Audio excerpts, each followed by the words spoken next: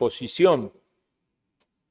Hablamos de que el deber positivo implícito en el mandamiento es que debemos hacer el bien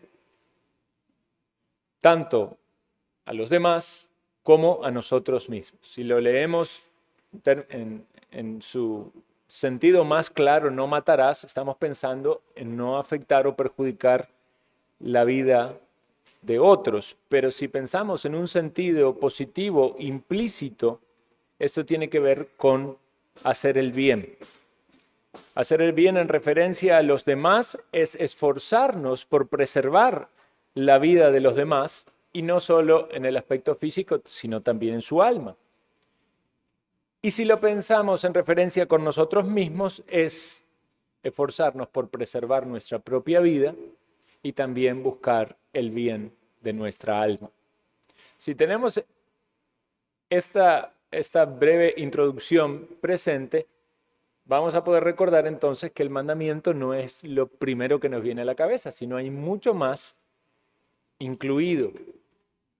Y hemos procurado también argumentarlo bíblicamente, para que no digan es solamente la idea de alguien, ¿verdad? Porque alguien puede ponerse como muy literalista y decir, no, todo eso no es cierto. Dice no matarás, se refiere solo a no matar. No, creo que hemos encontrado en las Escrituras argumentos suficientes para reafirmarnos en todo lo que el mandamiento implica.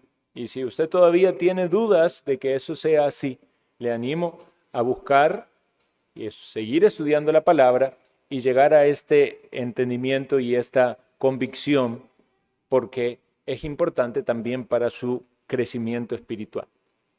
Vamos a considerar entonces esto en relación con los demás. Primero con los demás. Debemos preservar la vida de las demás personas. Y esto implica también el aliviarles las adversidades o las situaciones difíciles que viven, consolarlos en las penas.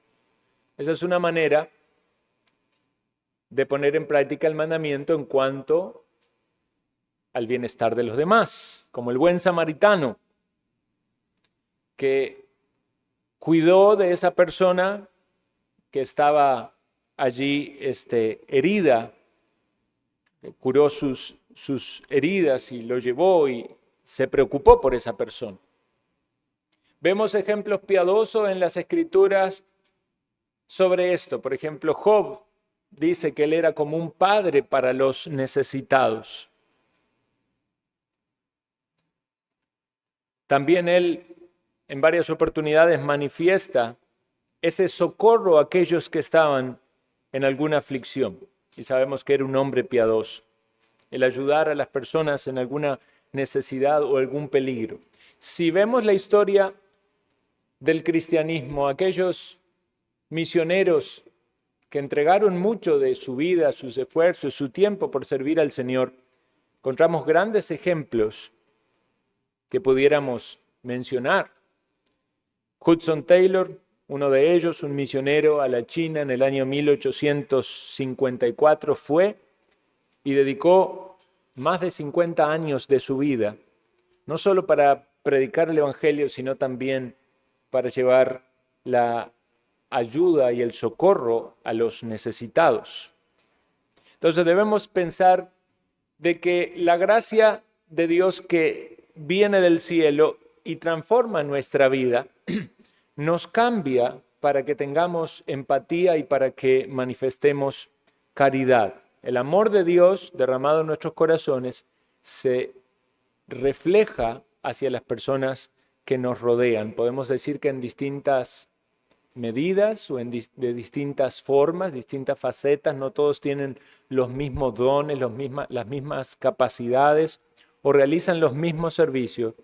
Pero tratemos de pensar nuestra vida a la luz de la importancia de la compasión, de la caridad y de las buenas obras con los que nos rodean. Creo que este es el enfoque que debemos tener en este punto, acerca de no solo no matar a los demás, no solo evitar algún daño, sino hacer algo positivo y activo por el bien de ellos. El Salmo 112, que es el salmo que describe a un hombre justo, dice en el verso 9 que reparte, da a los pobres. Manifiesta que es una persona caritativa. Entonces, el mandamiento lo podemos entender así. Si vamos de extremo a extremo, el matar es el extremo negativo, lo que no debemos hacer. Pero si vamos en el sentido implícito, que sería completamente lo opuesto, es preservar la vida y es mostrar la caridad y la compasión de Dios hacia la vida de los que nos rodean. Hay muchas personas en situaciones muy críticas, muy difíciles en este mundo y que necesitan ayuda. Y debemos preguntarnos nosotros, los creyentes, qué participación debemos tener en las aguas agitadas de este mundo. ¿Podemos dejar eso a la caridad de los filántropos ricos inconversos o de las ONG de este mundo? ¿O tendrá que ver con el rol del cristiano en este mundo?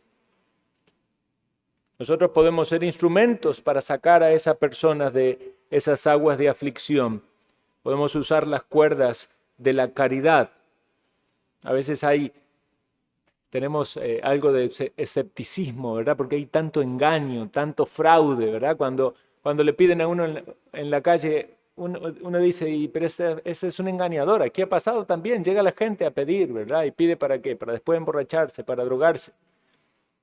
Pero podemos permanecer también fríos, cerrados como un témpano, inmunes a las necesidades de cualquiera solamente por juzgar sus intenciones. Quiera Dios que nos ayude a considerar y a pensar, por supuesto, en el marco de la sabiduría y de la prudencia, qué es lo que podemos hacer para reflejar el amor de Dios en medio de este mundo. Ustedes escucharon seguramente en las noticias esta semana acerca de bebé abandonado. Creo que fueron 2 casos, uno en Heredia y otro aquí en Liberia. 2 bebés abandonados. Eso nos muestra lo terrible de la situación de este mundo. No importa poner un bebé en una bolsa de basura ahí, que si sale el carro que lo pise. Pero hay una gran necesidad de caridad. Consideremos estos argumentos. Las obras de caridad son una manifestación de la gracia. Demuestra una fe salvadora. No siempre la caridad tiene detrás una fe salvadora, porque muchos en este mundo van a hacer caridad, incluso con el objetivo de salvarse, lo cual sería salvación por obras. Pero sí es cierto que la fe verdadera va a manifestarse a través de obras. Eso es lo que dice Santiago 2:18.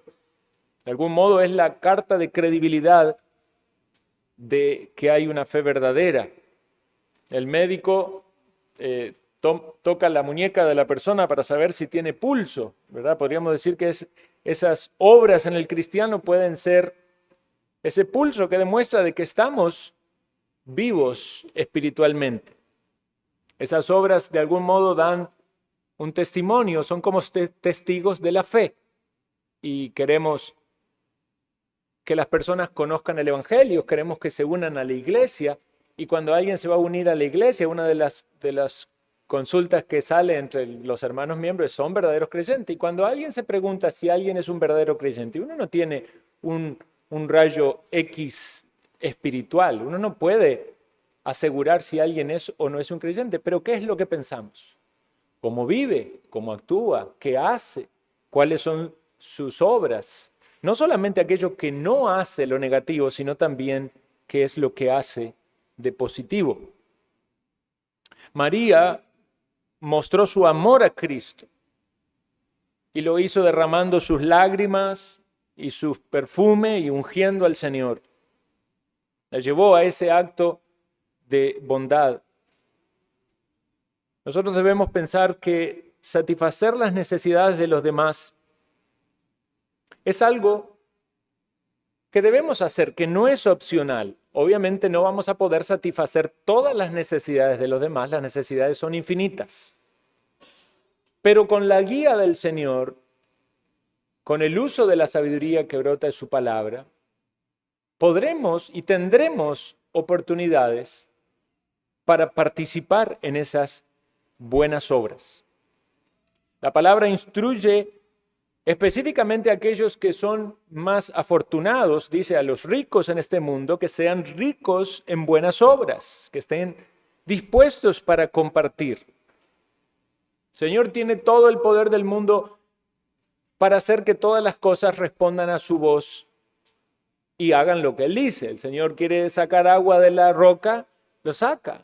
Quiere traer pan del cielo, lo trae. Pero Él habla a sus hijos por sus mandamientos, por sus prescripciones, para que nosotros voluntariamente podamos glorificarle a través de la obediencia. Es verdad que Dios suple nuestras necesidades.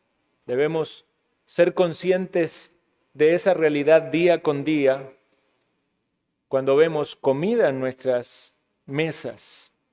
¿Debemos también nosotros de algún modo suplir las necesidades de los demás? Por supuesto que sí, eso es lo que el Señor nos enseña. Ser consciente de todo lo que Dios nos da nos ayuda también para tener corazones agradecidos. Nos da el sol que nos da luz, que nos calienta, nos da la tierra, nos da los frutos, nos da las provisiones del trabajo, el sustento, los cuidados. Dice el Salmo 145, abres tu mano y satisfaces los deseos de todo ser viviente. Si Dios suple nuestras necesidades, ¿no deberemos también nosotros considerar a los que están alrededor nuestro en necesidad? Debemos tener cuidado de no ser como el mar muerto. Hay algo interesante en el mar muerto, en la geografía del mar muerto. Llegan ríos al mar muerto, pero el agua de ahí no sale. Y quizás por eso se llama así, mar muerto. Cuando alguien recibe y recibe, pero de esa persona no sale, no hay dádivas, entonces es que no tiene vida. Nosotros debemos considerar que cuando nos parecemos más a Dios es cuando actuamos como Dios actúa o cuando somos como Dios es. Evidentemente hay características de Dios o atributos de Dios que nunca vamos a poder tener. Pero sin embargo, hay cosas en las que podemos parecernos a Dios. Dios es bueno, Él en su esencia es bueno, pero nosotros podemos tener actos de bondad, parecernos a Dios. No podemos ser omniscientes, no podemos hacer milagros, pero podemos mostrar por medio de obras de compasión el poder de Dios en nuestras vidas. Yo recuerdo en tiempo de instituto bíblico que uno de los misioneros allí que iba y predicaba la palabra en determinados lugares públicos, ¿verdad? En un momento que estaban predicando el evangelio, como una campaña evangelística, había un muchacho del cual estaban hablando y era un muchacho de trasfondo de drogas. Y el misionero estuvo predicándole, ¿verdad?, mucho tiempo, tratando de querer convencerlo y guiarlo. En un momento determinado vio que el muchacho, evidentemente vivía vida de drogas, no tenía tenis. Entonces se sacó las tenis de él y dijo que se las regalaba. En ese momento fue como un quiebre para el muchacho. No sé finalmente si habrá sido salvo o no. Pero quizás de una manera muy práctica, él demostró lo que Dios demostró al dar. Dios dio a su Hijo. Y quizás Dios quiera ayudarnos a comprender cuán importante es esto como cristianos. Que nosotros podamos actuar en este mundo de una manera diferente, siendo guiados por Dios en las oportunidades correctas, en los momentos apropiados para parecernos a Él. Dios nos recuerda que todas las obras de bondad que hagamos, Él no las va a olvidar.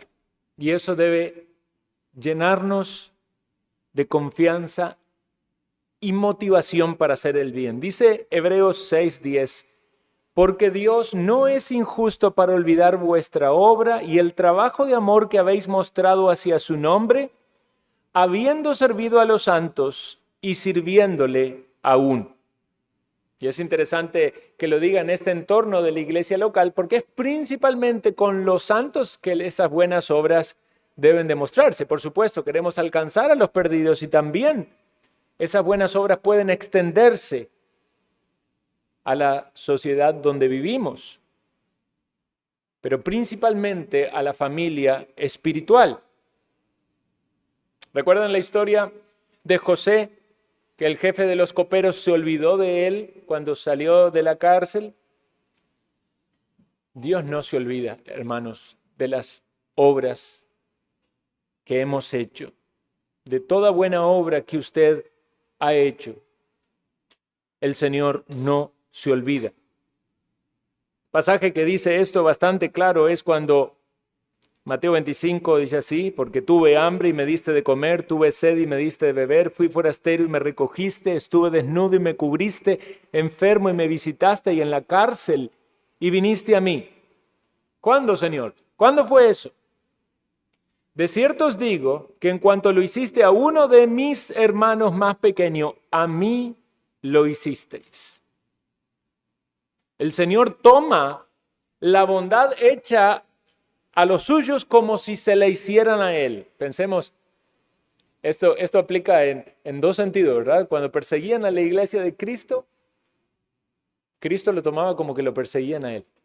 Cuando le hacían bien a los suyos, Cristo lo tomaba como que le hacían a Él. Entonces, como nosotros tratamos a nuestros hermanos en la fe, es como estamos tratando a Cristo.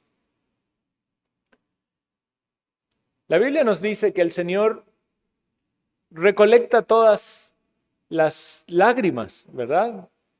Tiene una vasija, una redoma, dice el texto. Eso nos tiene que dar confianza y descanso en el Señor. Quizás no seamos en un sentido recompensado o no sean retribuidas o agradecidas muchas veces nuestras buenas obras, pero el Señor no se olvida. Hay un pasaje en Malaquías 3:16 me llamó mucho la atención. Dice así, entonces los que temían a Jehová hablaron cada uno a su compañero, y Jehová lo escuchó y oyó, y fue escrito delante de él en un libro de memorial para que los que temen a Jehová y para los que piensan en su nombre. Qué interesante, pareciera ser que hay un libro allí, de acuerdo a lo que nos dice ese texto, donde los que temen y hacen las obras del Señor son escritos para memoria. Dios no se olvida, no necesita ningún libro, pero si de alguna manera gráfica lo queremos entender, allí está. La dureza de nuestro corazón hacia los demás manifiesta una inconsistencia con el Evangelio. Los egoístas demuestran un rechazo al ejemplo de Cristo. La falta de misericordia es un pecado característico de los paganos. Cuando vemos cosas terribles como esas noticias que acabamos de contar, pensamos, ¿qué clase de corazón tiene esa persona? Bueno, y detrás de todo pecado horrendo, vemos el corazón corrupto y caído de un ser humano pecador. Todos tenemos el mismo corazón. Algunos llegan en sus actos y en sus hechos o en sus palabras o en sus pensamientos a mayor manifestación de ese pecado, pero es la misma materia. Dice la Escritura, implacables, sin misericordia. El egoísmo es característico de este mundo, pero es mucho más chocante cuando está en el cristiano, porque está eclipsando la gloria del Evangelio. Nosotros que decimos ser seguidores de Cristo, tenemos que ser característicos por buenas obras. Eso es lo que nos manda la palabra. Palabra fiel es esta. Le dice Pablo a Tito, en estas cosas quiero que insistas con firmeza. Imagínense a Tito diciendo esto una vez, dos veces, tres veces. Pastor Tito, ¿por qué insiste tanto? Porque Pablo me dijo, el apóstol me dijo que debo insistir con firmeza. ¿En qué? Para que los que creen en Dios procuren ocuparse de buenas obras. Esas cosas son buenas y útiles a los hombres. Debemos ser conscientes de esto, hermanos. Gracias damos al Señor que como iglesia local, en nuestros pequeños esfuerzos, con gran disposición, ¿verdad? Pensamos en la importancia de ayudar a los necesitados. No es que ya lo hayamos logrado y que seamos un ejemplo en esto, pero hemos dado nuestro paso, tenemos nuestra recolección de víveres porque queremos ayudar a aquellos que están en necesidad, primeramente entre nosotros y después entre nuestros contactos. Debemos poner eso en nuestro corazón como un privilegio. Estamos haciendo lo que el Señor nos mandó a hacer. Vamos y hacemos nuestras compras y llenamos las bolsas del supermercado y un poquito para aquellos que necesitan. Y quizás Dios pone en nuestro corazón dar más. ¿Cómo lo vive usted? ¿Cómo lo experimenta? Tengo que comprar los alimentos para los necesitados, con dolor en su corazón o con el gozo de decir, estoy participando en el servicio. A otros estoy dando de lo que Dios me da, con gratitud. Y quizás pensamos, sí, bueno, sí, ya lo estoy haciendo, pero quizás Dios quiera movernos a más. Las necesidades son infinitas. No pensemos que cumplimos por tener una alacena llena. Tanta gente hay que necesitaría alimento o abrigo o refugio. Y quizás tengamos muchos temores de avanzar en esas cosas y también con el temor correcto de no perder el enfoque, porque muchos ministerios empezaron por predicar el Evangelio y terminaron haciendo buenas obras y se olvidaron del Evangelio. Y no se trata de rescatar a las personas del estado de condición de calle, ni a los adictos de sus adicciones, y incluirlos en la sociedad como si ese fuera el todo de la vida. No, queremos que conozcan al Señor, queremos que sean salvos, queremos que experimenten el perdón de sus pecados, que se unan a la familia de la fe. No queremos una transformación terrenal, solamente en un estilo de vida, porque pueden dejar esos pecados y caer en otros que la sociedad no condena. Queremos que conozcan a Cristo. Pero debemos entonces pensar, aunque ese no sea el foco principal, el proveer para las necesidades terrenales, ¿no es algo que Dios nos manda y en lo cual debemos seguir creciendo y avanzar? La mujer sunamita fue amable con el profeta Eliseo y Dios utilizó al profeta Eliseo para socorrerla a ella en el medio de la situación de la muerte de su hijo. Quizás no sabemos cómo y debemos ir al trono de la gracia y decir, Señor, está en mi corazón querer participar en buenas obras, en dádivas, en socorrer, en ayudar, quizás algún grupo en particular. Dame la sabiduría, dame el discernimiento, dame los medios, porque Dios también puede proveer los medios para aquello que quiera hacer con usted o a través de usted. Pero vea lo que nos dice la Escritura. No nos debemos sentir mal porque a veces podemos hacer algo muy pequeñito. Porque la Escritura dice, un vaso de agua. Y tendrán ríos de delicias. Dios recompensa toda buena obra que se haga en esta vida. El alma generosa será prosperada, el que saciare será también saciado. El Señor multiplicó los panes de una manera maravillosa y el aceite de la viuda no se agotó, aun cuando ella tenía poco, confiando en la palabra del Señor. La provisión llegó. La vida del creyente es una vida de fe, hermanos. Y debemos muchas veces pensar que el Señor nos puede mover a hacer algo que nos saca de nuestra situación de confort. Y salir de la situación de confort puede ser incómodo, ¿verdad? Pero también puede ser una experiencia maravillosa cuando vemos el poder de Dios obrando de manera especial en nosotros. Las obras de misericordia adornan el Evangelio. Nuestras obras brillan en el mundo de oscuridad. Dice, así alumbre vuestra luz delante de los hombres para que vean vuestras buenas obras y glorifiquen a vuestro Padre que está en los cielos.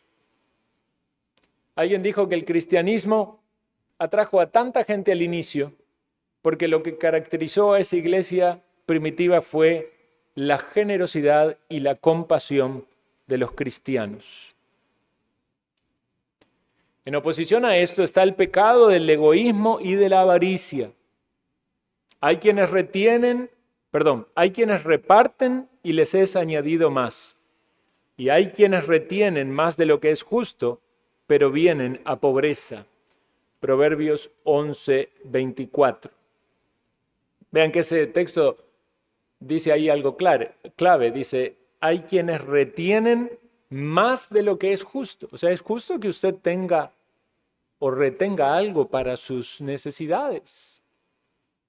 Pero puede ser que se retenga más. Es justo que usemos las cosas que Dios nos dio para nuestro gozo y para nuestro bien. Él dice que nos provee en abundancia.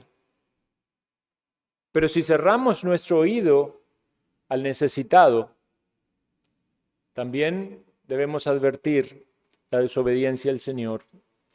Dice Santiago 2:13, porque juicio sin misericordia será con aquel que no hiciere misericordia. ¿Recuerdan el hombre rico que le negó a Lázaro las migajas de pan? Luego a él le negaron una gota de agua. Ya no había tiempo para el cambio. Cuando el Señor manda a los que estaban a su izquierda al fuego eterno, lo que deja en claro es que ellos rechazaron proveer para los suyos. Como si Cristo dijera, me quitaste el pan, no me diste el pan, no me diste de comer, no me alimentaste. Lo decía en relación con su pueblo. Ahora, no solamente debemos participar en estos actos de bondad o de compasión o de misericordia, pensando en el bienestar físico de las personas, sino también en las almas de ellos. Hoy en la mañana en la escuela dominical meditábamos acerca del alma después de la muerte. Creo que eso compatibiliza bien con lo que estudiamos en el catecismo. Debemos guiarles a ellos en el entendimiento de que finaliza nuestra vida terrenal y su alma parte, ya sea para un lugar de paz o un lugar de tormento. En la ley de Dios se enseñaba que si un animal estaba extraviado, el que era del pueblo de Dios que conocía esa ley debía traer ese animal y devolverlo a su dueño. Pensemos esto, si este ejemplo era útil para los animales, ¿cuánto más para las almas extraviadas?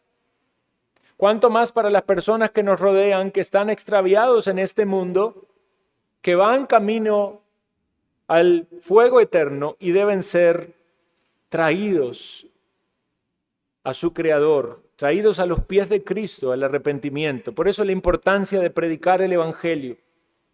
Por eso la necesidad de que dependamos de Dios para hacerlo, porque no podemos hacer esto en nuestras propias fuerzas. Pero es cierto también que la Escritura nos dice que Dios nos dio poder. Dios dio poder a sus discípulos cuando derramó su Santo Espíritu. A los discípulos que estaban allí a la espera les dijo, recibiréis poder cuando haya venido sobre vosotros el Espíritu Santo. Y consecuentemente iban a ser testigos. ¿Recibió usted el Espíritu Santo? Si usted es creyente, tiene el Espíritu Santo. Lo recibió en el momento de creer. El Espíritu habita en los que son creyentes. Pero aún así, muchas veces el creyente, a pesar de tener el Espíritu de Dios, no se siente fortalecido o capacitado para llevar a cabo la labor de predicar el Evangelio. Hay muchas luchas, hay debilidades, se enfrentan tentaciones, hay tropiezos. Por eso la importancia de participar de los medios de gracia. Por eso la importancia de la doctrina, como leemos en Hechos 2:42. Por eso la importancia de la oración, porque si no oramos y lo hacemos en el Espíritu de Dios, ¿cómo el Espíritu de Dios va a venir a socorrernos en nuestras debilidades? Por eso la importancia de la comunión con los santos, porque mutuamente nos estimulamos al amor y a las buenas obras. Por eso la importancia de participar en la cena del Señor, porque es un mandamiento del Señor y un medio de gracia por el cual somos santificados, nos examinamos a nosotros mismos, confesamos nuestros pecados y reafirmamos una y otra vez que solamente en el sacrificio de Cristo somos dignos de ser llamados hijos de Dios. Necesitamos de esos medios de gracia para ser fortalecidos, para cumplir nuestra labor de predicar el Evangelio. Y gloria al Señor porque predicamos el Evangelio en esta iglesia local desde este púlpito, llamando a los pecadores a venir a Cristo, a confiar en la obra de nuestro Señor en la cruz, que cargó el pecado de su pueblo para dar perdón y vida eterna. Pero también predicamos el Evangelio en nuestras charlas, en nuestro contacto con nuestros semejantes. Usted tiene una vida de lunes a sábado, tiene sus trabajos, tiene su estudio, tiene su entorno familiar. Los niños que todavía no son creyentes, les anunciamos el Evangelio. A los jóvenes. Esa debería ser nuestra práctica como creyentes. Y recuerden cuál es la base de todo esto. Estamos hablando de no matarás. Usted sabe que cuando está predicando el Evangelio está participando implícitamente en obedecer a Dios en ese mandato, porque estamos procurando la vida de la otra persona, no solo en el sentido físico, sino también en el sentido espiritual. Y clamemos al Señor para que nos abra más puertas. Clamemos al Señor para que más personas vengan a escuchar el Evangelio. Clamemos para que de aquí salgan muchas personas a llevar el Evangelio a otros lugares, para que más iglesias se establezcan, para que se abran puertas para predicar el Evangelio de un modo que quizás no lo imaginamos. Dios ha utilizado muchos medios, muchas formas, muchas maneras en el paso del tiempo. En un tiempo fueron los programas radiales y por medio de la radio muchas personas conocieron de Cristo. En otro momento fue la televisión, en otro momento fue el Internet. Quizás en muchos casos la interacción personal, en algunos casos una campaña, en otros casos una actividad, quizás sea un aniversario, una conferencia. Pidámosle al Señor que se abran las puertas, pidamos de que haya oportunidades para llegar con el Evangelio a esta sociedad y específicamente nosotros como una iglesia local a esta ciudad donde Dios nos ha colocado. Ahora pensemos por un momento en referencia a nosotros mismos. El mandamiento no matarás nos exige que preservemos nuestra propia vida y nuestra propia alma. Debemos considerar tan aberrante el matar a otros como también lo que es el suicidio. Hablamos de eso la vez pasada. Si alguno de ustedes ha luchado con eso, quite eso de su mente porque realmente es algo diabólico. Usted no debe matar ni matarse. Pero también debemos cuidar de toda la forma en la que podamos nuestra vida física. Debemos ser responsables en la manera en la que administramos nuestro cuerpo. No consideramos que nuestro cuerpo es diabólico o malvado, ¿verdad? Esa visión ascetista que nuestro cuerpo, como en nuestro cuerpo hay pecado, entonces el cuerpo es no. Como hablábamos, Dios nos salvó y si bien nuestro cuerpo mantiene todavía los efectos del pecado, pero Dios nos salvó todos, completos. Y aunque nuestro cuerpo siga el deterioro propio de esta naturaleza, van a ser levantados de los sepulcros. Estos mismos cuerpos no serán iguales, pero serán estos mismos cuerpos. Y en estos mismos cuerpos adoraremos a Dios por la eternidad.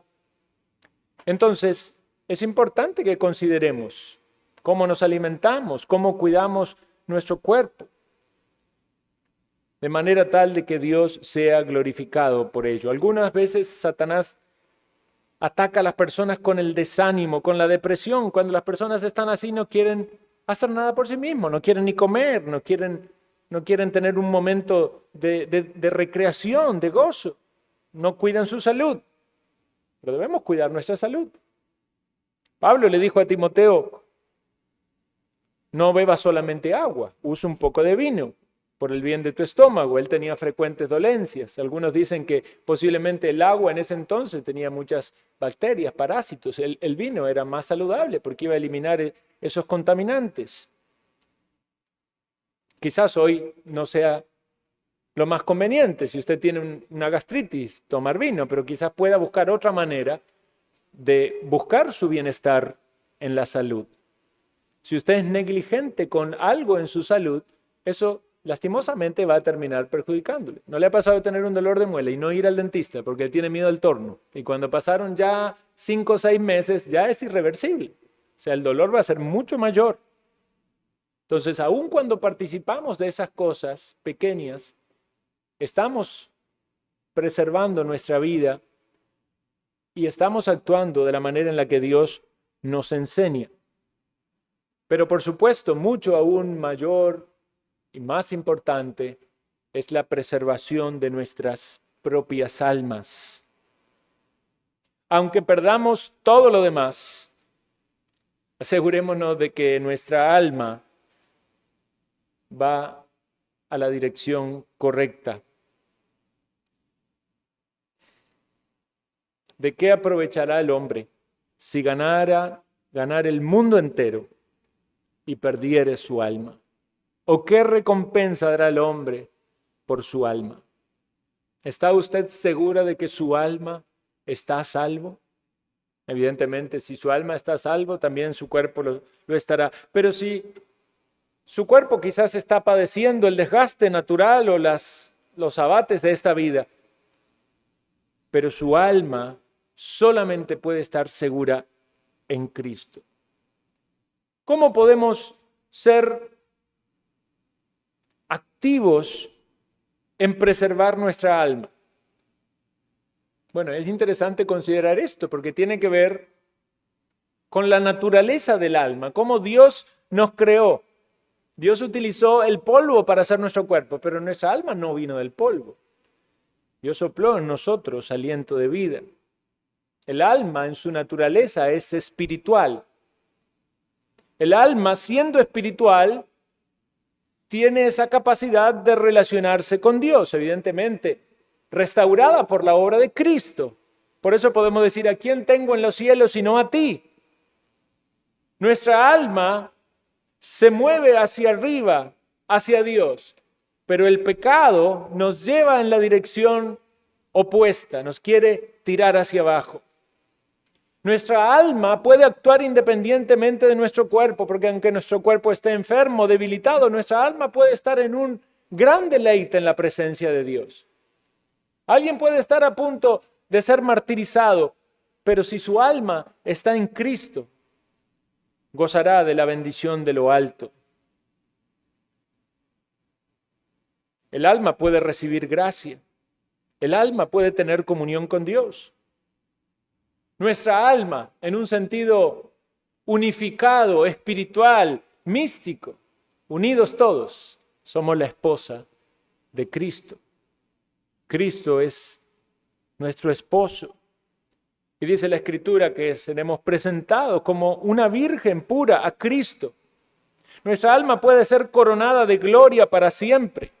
Y por lo tanto debemos advertir que hay peligros también para nuestra alma. Y debemos saber cuáles son y cuidar nuestra alma.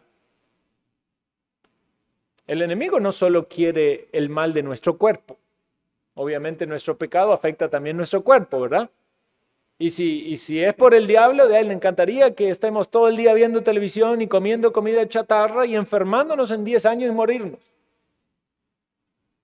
Pero en realidad, él también quiere nuestra alma. Él quiere llevarnos a la derrota espiritual. Es un león rugiente que anda buscando a quien devorar. Qué terrible sería perder nuestra alma o engañar nuestra alma. Pensar de que estamos bien y estamos a salvo cuando en realidad estamos enceguecidos. Usted tiene que ver su vida a la luz de la palabra de Dios y pensar de qué manera el enemigo le ha cegado los ojos. No le está permitiendo ver la realidad de su condición. Si usted está viviendo en el pecado y no está dando los pasos para acercarse a Dios, para despojarse de sus pecados que son la vida y la práctica, posiblemente esté engañado. El creyente es tentado, el creyente puede tropezar, pero qué terrible cuando alguien está engañado pensando que es creyente y no lo es. Este león rugiente le ha tapado los ojos y no sabe por dónde lo va a atacar. Si queremos la salvación de nuestra alma, evidentemente la salvación es por gracia y está en Cristo. Pero debemos considerar que debemos perseverar en la fe. Muchos han estado temporalmente en la fe, incluso han hecho buenas obras o buenos gestos hacia los demás, pero no habían sido transformados en su interior. Por eso debemos luchar, hermanos, por asegurarnos de que nuestra fe está siendo edificada en Cristo. Estamos siendo santificados. Eso es lo que nos dice el Señor en su palabra: sed santos como yo soy santo. No basta solamente con alejarnos del mal, sino también con hacer el bien que nos es requerido. Necesitamos que el Espíritu de Dios obre en nosotros, que nos llene, que nos santifique, que nos limpie. Y si cada vez que nos exponemos a la palabra, ya sea en nuestra comunión personal, en los cultos públicos, en la interacción con los hermanos, el Espíritu de Dios nos inquieta a cosas que debemos cambiar: pensamiento, palabras, acciones, hábitos, conductas, estados, circunstancias que están en nuestra mano cambiar o en nuestra decisión. Debemos considerar que es el Señor queriendo santificar nuestras almas, purificarnos, porque Él está buscando nuestro bien. Recordemos que nuestro destino es con Dios, por la eternidad, en santidad. ¿No hemos de querer experimentarlo ya desde este momento? Dios está en nosotros. Dios nos santifica por su palabra. Tu palabra es verdad. Santifícalos en tu verdad. Eso es lo que oramos. Por eso la importancia de orar y de depender del Espíritu Santo para que nos santifique. Porque hemos de ir a la presencia del Señor, y como lo leíamos en la mañana y meditábamos, ahí sí ya seremos santificados, perfeccionados de manera completa. Pero ¿sería eso una excusa suficiente como para no interesarnos en esta vida? ¿O es el creyente aquel que quiere cada día caminar más cerca del Señor? Y muchas veces, humillado por la cantidad de pecados o defectos que ve en su propio andar, se acerca a la presencia del Señor en arrepentimiento y en fe para ser lavado por la sangre del Cordero y renovar su compromiso con el Señor. Dice Efesios 3:17, para que Cristo habite en nuestros corazones por la fe. Hermanos, si queremos cuidar nuestras propias almas, no solo es ir a Cristo para tener salvación, sino también es perseverar en Cristo. Seguir trabajando y luchando como discípulos del Señor para que en el momento en que Él lo determine y estemos en su presencia, podamos mirar hacia atrás y decir, el Señor ha sido bueno, el Señor ha sido fiel, el Señor nos socorrió, nos ayudó, pero de nuestra parte, qué bueno es poder saber que dimos todo lo que teníamos por honrarle. ¿Acaso no será triste pensar que no nos esforzamos lo suficiente? ¿Y no es maravilloso pensar de que el Señor quiere eso de nosotros y recompensará todo esfuerzo que hagamos, ya sea por la preservación de la vida de los demás o aún por las nuestras mismas? Que la gracia del Señor sea manifiesta en nosotros, en nuestra iglesia local. Oremos.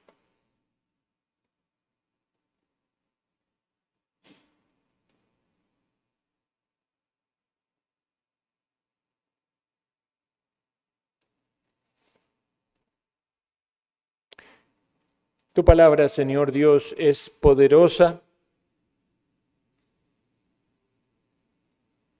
y confiamos en que tú la envías y provocas por medio de ella aquellos cambios que quieres en nuestro corazón. Lo reconocemos, Señor, seres débiles, necesitados de tu gracia, de la obra de tu Santo Espíritu en nosotros. Límpianos de todo egoísmo, de toda avaricia. Muévenos para hacer esas buenas obras que tú has preparado desde antes de la fundación del mundo, para que anduviéramos por ellas. Ayúdanos, Señor, a honrarte con nuestros esfuerzos en el servicio a los santos y en la evangelización de los perdidos. Pedimos, Señor, la obra de tu Santo Espíritu para nuestro crecimiento espiritual. Y oramos agradecidos, Señor, porque en Cristo Jesús tenemos la confianza de que nuestros pecados han sido perdonados y de que estaremos en tu presencia por la eternidad. Y si entre nosotros, Señor, hay alguien que aún no tiene una fe genuina, propia, individual, que tú obres, Señor. Que no deje pasar esta oportunidad, expuesto ante tu palabra, que tú le llames, Señor, a la fe, al arrepentimiento, que puede unirse al coro de los santos, que confiesan y alaban tu nombre, en que tú eres Dios bueno y Salvador. En Cristo Jesús.